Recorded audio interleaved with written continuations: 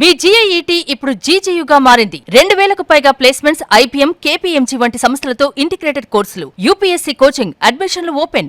హైదరాబాద్ లో ఉన్నటువంటి గచ్చిబౌలిలో ఉన్న అంజయ్ నగరంలో ఈ కొద్దిసేపటి కిందట 7 అంతస్తుల భవనం నిర్మాణం జరుగుతున్నటువంటి క్రమంలో ఒక్కసారిగా కూలిపోయింది. ప్రస్తుతం నేను సంఘటనా స్థలం దగ్గర ఉన్నాను. ఇక్కడ శిథిలాలు మొత్తం చూడొచ్చు. అంటే ఇది రెసిడెన్షియల్కి సంబంధించినటువంటి ఏరియాగా చెప్పొచ్చు. సో చుట్టుపక్కలంతా కూడా అపార్ట్మెంట్స్ ఉన్నాయి. ఇవంతా కూడా ఈ అపార్ట్మెంట్స్ మధ్యలో ఇక్కడ నిర్మాణం జరుగుతున్నటువంటి ఒక మొత్తం ఈ బిల్డింగ్ 7 అంతస్తుల బిల్డింగ్గా చెప్పొచ్చు. ఇది G+7 బిల్డింగ్ కింద కన్స్ట్రక్షన్లో ఉంది. అయితే ఒక్కసారిగా ఇవాళ ఇద్దరు కార్మికులు అక్కడికి వచ్చి పనుల నిమిత్తం వచ్చినటువంటి క్రమంలో అక్కడ ఒక్కసారిగా పనులు చేస్తున్నటువంటి సమయంలోనే ఈ బిల్డింగ్ కూలిపోయినట్టుగా తెలుస్తుంది. సో ఇక్కడ మనం చూడొచ్చు, అంటే ఇది ఆల్రెడీ రెసిడెన్షియల్గా ఉన్నటువంటి మరొక అపార్ట్మెంట్ ఇక్కడ ఉంది. సో అటువైపు కూడా అంటే చుట్టూ 4 వైపులు కూడా రెసిడెన్షియల్ బిల్డింగ్స్ ఉన్నాయి. ఈ బిల్డింగ్ మధ్యలో ఈ కన్స్ట్రక్షన్ అయితే జరుగుతుంది. ఈ కన్స్ట్రక్షన్ ఒక్కసారిగా కూలిపోవడంతో దానికి సంబంధించినటువంటి ఆ శిథిలాలన్నీ కూడా ప్రస్తుతం నేను నిల్చున్నటువంటి ప్రాంతానికి సంబంధించినటువంటి ఈ ఫ్లాట్స్ మీద పడిపోయాయి. సో ఈ లోపల ఉంటున్నటువంటి కొంతమంది నిర్వాసితులు ఎవరైతే ఉన్నారో వాళ్ళకి సంబంధించినటువంటి వాళ్ళ మీద నేరుగా పడిపోవడం జరిగింది, ఇక్కడ నివసిస్తున్న వాళ్ళ మీద. సో వాళ్ళకు కూడా స్వల్ప గాయాలైన వారిని కూడా హాస్పిటల్ తీసుకున్నారు. అయితే బిల్డింగ్ లోపల కన్స్ట్రక్షన్ జరిగేటువంటి ఈ బిల్డింగ్ లోపల ఒక ఇద్దరు కార్మికులు అయితే ప్రజెంట్ ఇవాళ వర్క్ చేస్తున్నారు. ఆ ఇద్దరు కూడా ఎలక్ట్రీషియన్కి సంబంధించినటువంటి వారుగా చెప్తున్నారు. ఒక ఎలక్ట్రీషియన్ అలాగే అతని అసిస్టెంట్ ఇద్దరు కూడా ఉన్నారు. వీరు మధ్యప్రదేశ్ ప్రాంతానికి సంబంధించినటువంటి కార్మికులుగా గుర్తించారు. ఇద్దరి మృతదేహాలను కూడా ప్రస్తుతం కొద్దిసేపటి కిందట రెస్క్యూ టీమ్ కూడా బయటకు తీయడం జరిగింది. అయితే నేరుగా హైడ్రాకి సంబంధించినటువంటి రెస్క్యూ టీమ్ అంతా కూడా ఇక్కడికి చేరుకోవడం జరిగింది. ప్రస్తుతం ఇంకా కూడా అక్కడ సహాయక చర్యలు జరుగుతున్నాయి. శిథిలాల కింద ఇంకా ఎవరైనా చిక్కుకున్నారేమో అనేటువంటి ఉద్దేశంతో ఇంకా కూడా అక్కడ రెస్క్యూ చేస్తున్నటువంటి పరిస్థితి. పోలీస్ జాగిలాన్ని కూడా తీసుకొచ్చారు.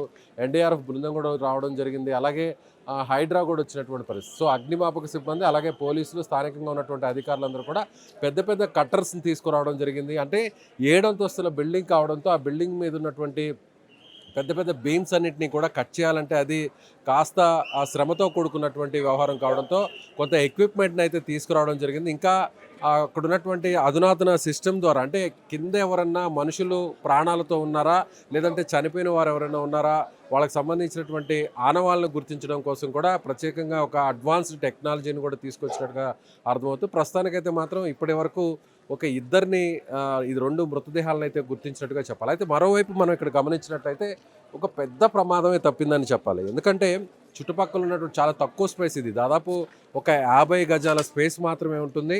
ఈ స్పేస్లోనే ఈ కన్స్ట్రక్షన్ జరుగుతుంది. ఈ కన్స్ట్రక్షన్ సంబంధించి కూడా చుట్టుపక్కల చూసినట్లయితే అక్కడ మనం అటువైపు చూడొచ్చు, రైలింగ్ కూడా కూలిపోయింది.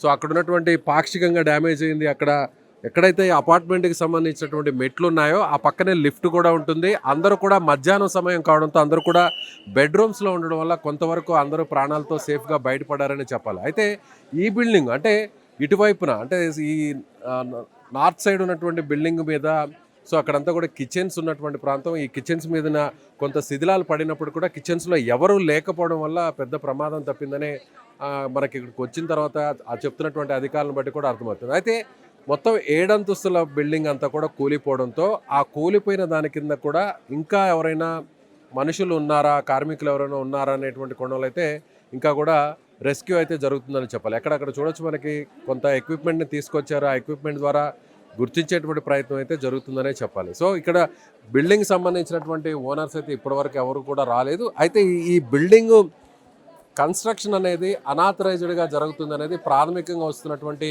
ఇన్ఫర్మేషన్ బట్టి అర్థమవుతుంది. సో ఘటనా స్థలానికి ఇప్పటికే సైబరాబాద్ సంబంధించినటువంటి మున్సిపల్ కార్పొరేషన్ కమిషనర్ కూడా రావడం జరిగింది.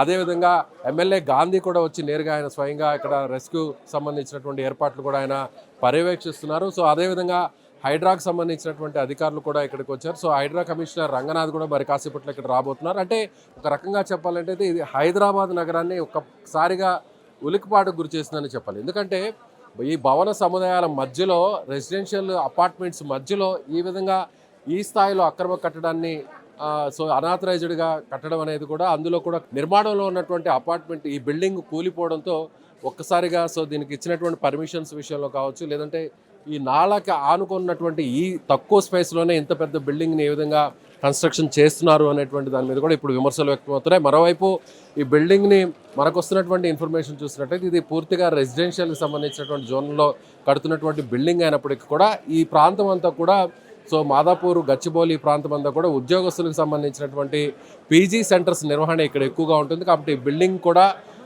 కన్స్ట్రక్షన్ పూర్తయిన తర్వాత ఒక హాస్టల్ గాను పీజీ సెంటర్ గాను దీన్ని వేరొకరికి లీజ్కి ఇచ్చేటువంటి ప్రయత్నంలో భాగంగా ఈ కన్స్ట్రక్షన్ పూర్తవుతున్నట్టుగా తెలుస్తుంది. మొత్తం మీద అధికారులు అయితే రావడం జరిగింది. ప్రస్తుతం హైదరాబాద్లో ఈ 7 అంతస్తుల భవనం కూలిపోవడం అనేది ఇప్పుడు ఒక రకంగా మొత్తం అధికారులందరూ కూడా అప్రమత్తం చేసింది, ఒక ఉలిక్కిపాటు గురి చేసింది. సో చూడాలి ముందు దీనికి పర్మిషన్స్ ఎవరు ఇచ్చారు, ఇది నిజంగానే ఆథరైజ్డ్గా జరుగుతున్నటువంటి కన్స్ట్రక్షనా లేదా అనేది కూడా వేచి చూడాల్సినటువంటి పరిస్థితి.